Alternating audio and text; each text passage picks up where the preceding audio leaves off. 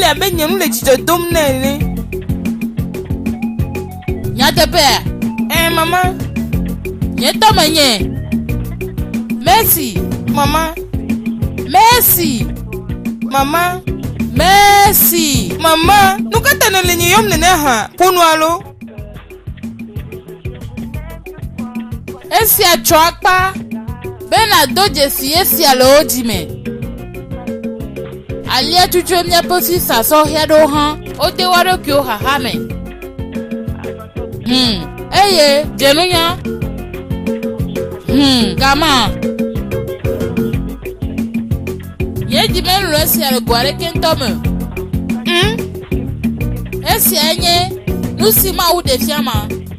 Ebe matrɔ tsɔ gasia yi nɛ. Eye esia tutu wɔ gema le. Nonye. Menye nu sia pomevie ma woƒe gbɔgbɔ ɖefia o lo. Nye le hɛhɛ sɔgbɔ ŋutɔ me le aƒe sia me. Nye hɛ la ple nuɖuɖu da ɖi. Tsɔ wɔ ame hɛ la ɖɔ ni ŋudodo. Awɔ da bubu. Demɔna be nye hã manɔ abe tɔnye ɖetugbiwo ene. Nye wɔ ne le afi sia le gbɔgblɔ be mato tsɔ ga yi ne. Nye mele tsɔ ge yi ne o lo. Mawu le broda eze zã tɔ le míaƒe godoro ŋuɖo na mí wa ne le afi sia le nyama gblɔ. Nye mele tsɔ ge yi o. Megahlem ɖe me o. Ne le dzra wɔa, metɔ nya le afia ɖe o.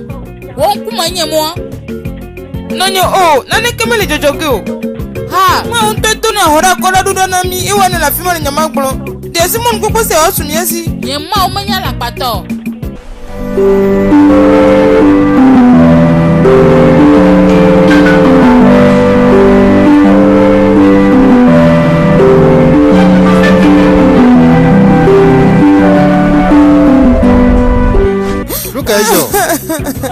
Elle est madame de Yeremya ne. Broda. Ya pe kono la broda Paul ku. Luka. Aleko. Ekai. Aye Luka ejo.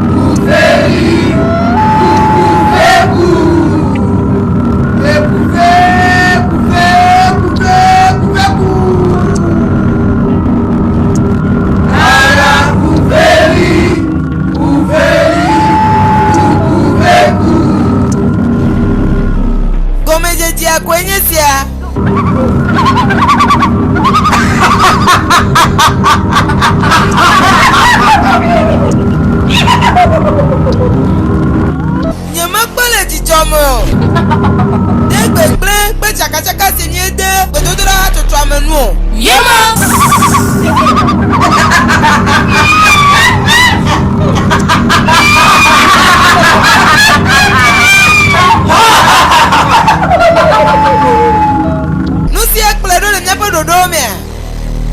Yenye be míadze wo wu. Míeɖo la wu ame sesẽwo kple ŋkɔnɔla siwo ne le wo domea. Hafi míadze ame mamlɛwo dzi. Eye megbea. Míaƒe dzidziwo la kpɔ eme vava na mí.